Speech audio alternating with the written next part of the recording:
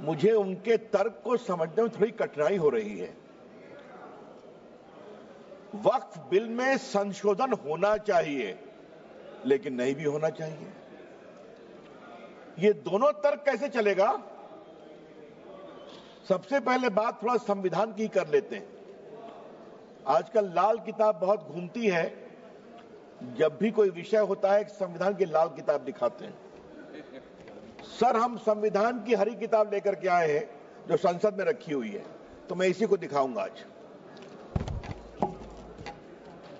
Sir, Bharat के संविधान के मौलिक अधिकार में धारा 15 है। धारा 15 में लिखा हुआ है कि महिलाओं के साथ कोई विभेद नहीं होगा और सरकार महिलाओं के विकास के लिए कानून बना सकती है। तो अगर यह वक्फ बिल देश की खवातीनों के विकास के लिए, वक्फ में उनकी भूमिका के लिए यह कानून लाया जा रहा है, तो यह कानून गैर संवैधानिक कैसे हो गया भाई?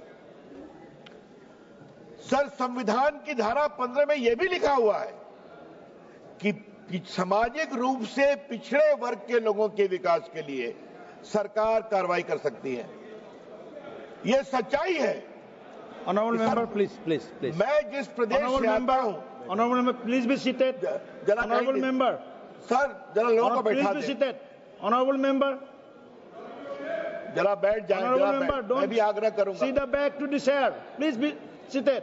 वेणुगोपाल जी, जरा मैं बोल रहा हूं, आप भी सुन लीजिए। Mister Venugopal, Yes.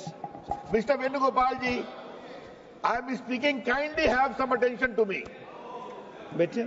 सर, मैं ये कह रहा था कि मैं जिस प्रदेश बिहार से आता हूं, वहां बहुत सारे पिछड़े मुसलमान हैं।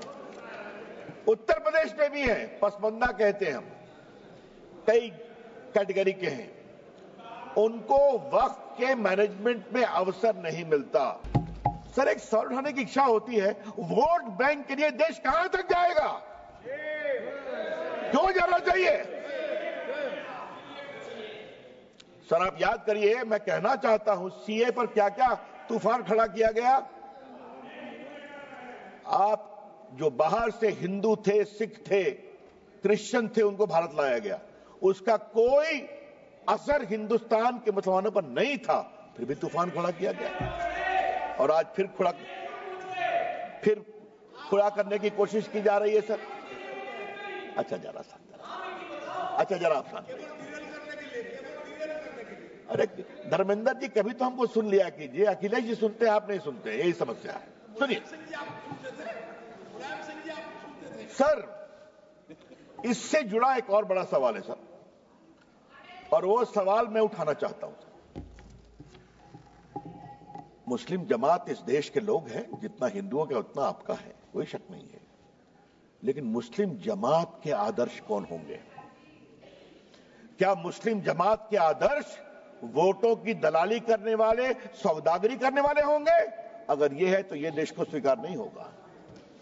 हम बहुत विनम्रता से कहना चाहते हैं, मुस्लिम समाज के आदर्श होंगे मौलाना अबुल कलाम आजाद, डॉक्टर एपीजे कलाम, अब्दुल हमीद, अशफाकुल्लाह